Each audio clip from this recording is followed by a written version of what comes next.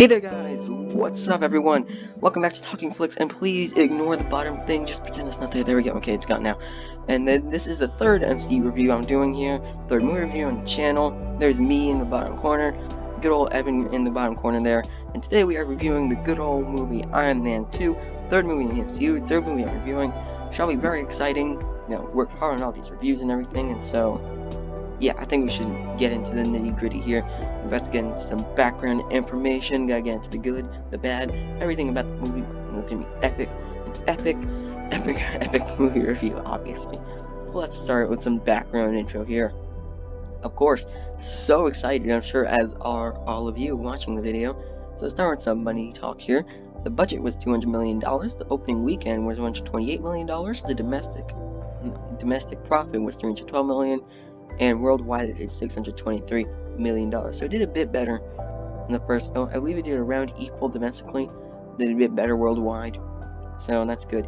It at least made more money, and especially with it had a higher budget. So it actually didn't make as much money as the first film, but it did still make a decent amount of money. It made the studio about $223 million, so that's good, because you had to multiply the budget by 2 and all that, because marketing, all that stuff. But hey, it brought in the cash, that's what matters for the studio, which is good. And the first problem here is the script was less coherent because they needed to set up for the Avengers. I mean, yeah, the script was on a time constraint, and Jon Favreau had time constraint to write the script, and just it was less coherent than it could have been. If we had more time to work on the script, I'm sure it would have been a lot better. And also Marvel forced some ideas into the film, so that sucks. But they also tried to go more futuristic with the technology in this film. So it's stuff like the holograms, and at the end when Tony sees his dad's plan for him, no, go away, bottom thing, please go away. Please, bottom thing, go away, please. But yeah, when, hologram stuff, so there's a lot more futuristic technology in this film, which is cool, but bottom thing, just go away, please. Bottom thing, oh, you're paused, that's why you're not going away. Yeah, I'm super smart. Bottom thing, just chill out, bro. Go away. I'm sorry. Please ignore the bottom thing. Just please ignore it. So yeah, there's some futuristic tech there. Whiplash's features, most of Whiplash's appearance mostly came from Mickey Rourke, or at least it was his idea. And so the tattoos, the gold teeth, all that was all Mickey Rourke. That was all his idea. And so appearance-wise, Whiplash was pretty much his baby. So a little interesting factoid there. Interesting stuff about the Whiplash character and how Mickey Rourke was on set and everything. So the next thing is kind of sad, but Samuel L. Jackson almost left the film, but Marvel was able to get him to negotiate with him a nice 9-film contract with him. So they kept him around, which is awesome, because I can't imagine anyone else playing the Fury at this point.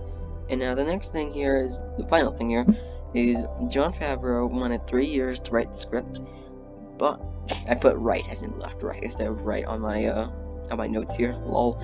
But he only got 2 years to write it, and so what Favreau said pretty much was 3, take it or leave it. But then the studio told him, if you want to do 3 years, then we'll have to get some other guy, and he'll do it in 2 years, or she, whatever. And that made Favreau sad because he had to do it in 2 years. Of course, he didn't want to let the gig go. So yeah, fortunately the movie was rushed.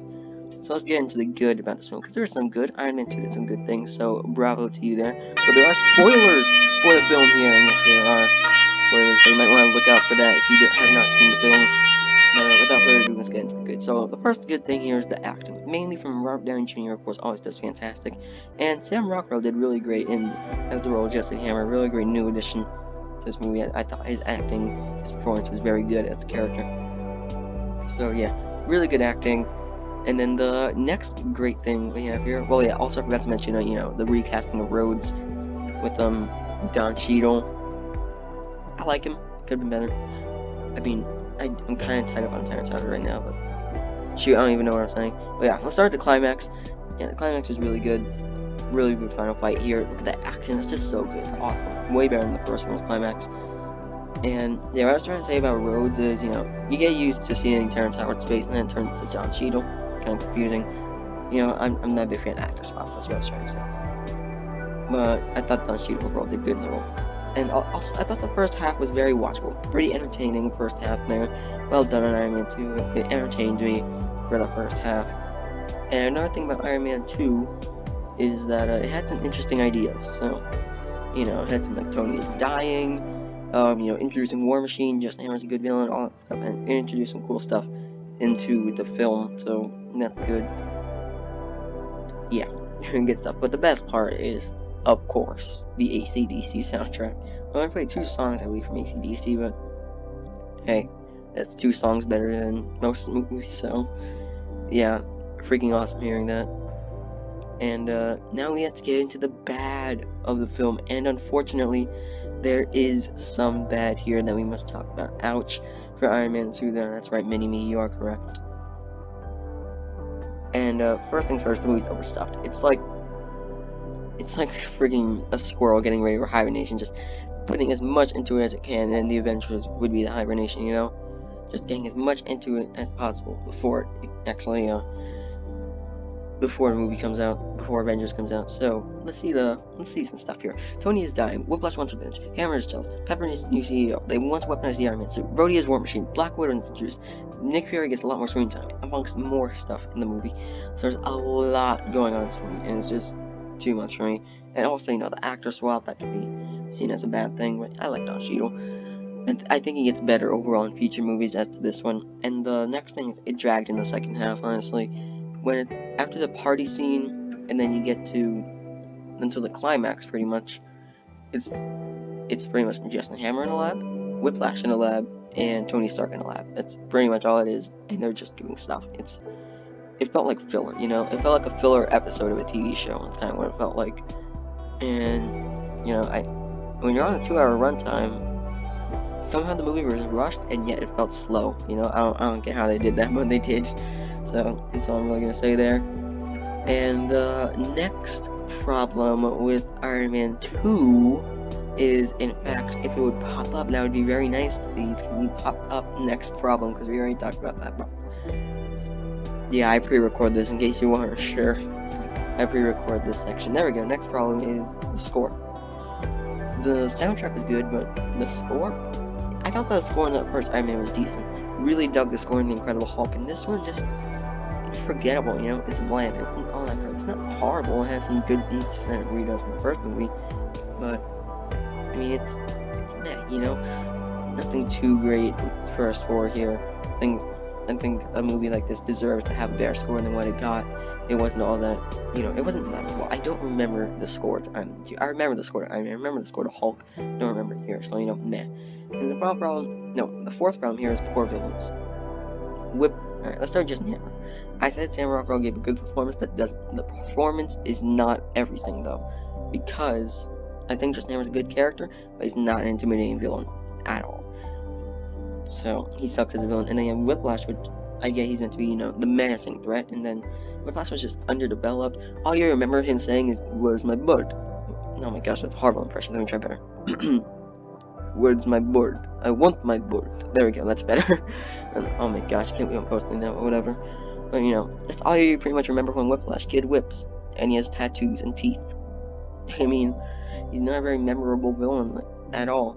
And there's that scene on the racetrack where, they start ramming into him. He should be freaking dead. His legs are not dead, but his legs should be gone. I mean, seriously.